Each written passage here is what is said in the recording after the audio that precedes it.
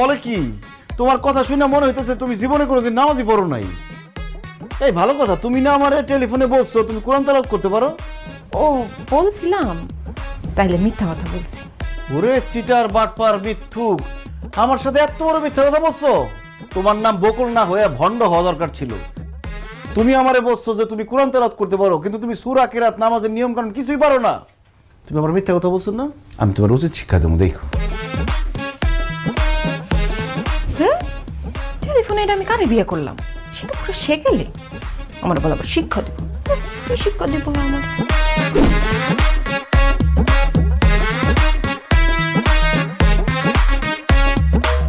এই দাঁড়ান তো, এত সকালে আমার আপনি কই নিয়ে যাইতাছেন? চুপ করো তো, কোথায় যাইতেছি গেলে বুঝতে পারবো। আসো।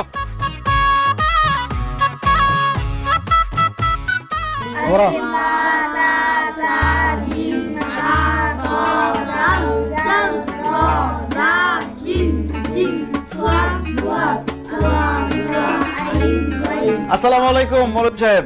ওয়ালাইকুম সালাম। কেমন আছো ওসমান? আছি আলহামদুলিল্লাহ ভালো। এই তুমি দাঁড়ায় আছো কেন? বসো। ও মা, এখানে বাচ্চারা আরবি পড়া শিখতেছে, না আমি বলবো কেন? ওদের সাথে বসে তুমি আরবি পড়া শিখবা। তোমার কি মাথা খারাপ হয়ে গেছে? আমি কেন বাচ্চাগুলোকে বসে মুক্ত হবে আরবি পড়া শিখুন? কারণ তুমি সূরা কিরাত নামাজের নিয়ম কানুন কিচ্ছু জানো না। এখন থেকে তুমি এই যে মৌলভী স্যারের কাছে বাচ্চাদের সাথে সূরা কিরাত নামাজের নিয়ম কানুন শিখবা। অসম্ভব, এই বয়সে আমি বাচ্চাদের সাথে বসে আরবি পড়া শিখতে পারুম না। মানুষ দেখলে কি কইব কও? মাইন্ডে কি করবো এই চিন্তা যদি তোমার এতই থাকতো, তাহলে বিয়ার আগে তুমি কোরআন তেলাওয়াত শিখো নাই কেন? বিয়ের আগে তো বাপের বাড়িতে ছিলাম, তখন দুষ্টুমি ফাজলামি করে সময় কাটাইছি। অত কি মাথায় আসছিল এটি? বিয়ার আগে দুষ্টামি ফাজলামি করে সময় পার করছো, এখন বিয়ার পরে সময়টা কাজে লাগাও, কোরআন তেলাওয়াত শিখো। বিয়ের পরে কেউ পড়াশোনা করে? আমি পারবো না। করতে তোমার হইবই। আমি সৌদি থেকে উমরা হজ করে আসছি, আর আমার বউ কোরআন তেলাওয়াত পারে না। আমি মরার পর আল্লাহর কাছে কি জবাব দিব? কি কো ওসমান, তোমার বউ কোরআন তেলাওয়াত করতে পারে না? নামাজের নিয়ম কানুন সূরা কিরাত কিছুই জানে না? না হুজুর, একদম কিচ্ছু পারে না। বৌমা, এই তুমি যদি নামাজের সূরা কিরাত নিয়ম কানুন কিছুই না জানো, তাইলে তুমি শুদ্ধভাবে নামাজ পড়বা কেমনে? তাই তোমার এগুলো শিখতে হইব। আসো বসো এখানে। শুনো, শিক্ষার কোনো বয়স নাই।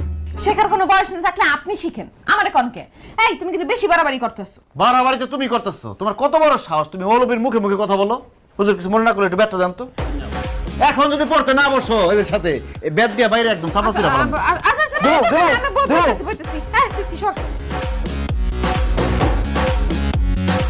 হুজুর, আমার বউরে যেইভাবে হোক আরবি শিখাই দিবেন, কোরআন তেলাওয়াত করতে হবে তার। আপনার মাংস আমার হাড্ডি, শিখাই ছাড়বেন। তুমি কোনো চিন্তা করো না ওসমান, তোমার বউ পড়াশোনা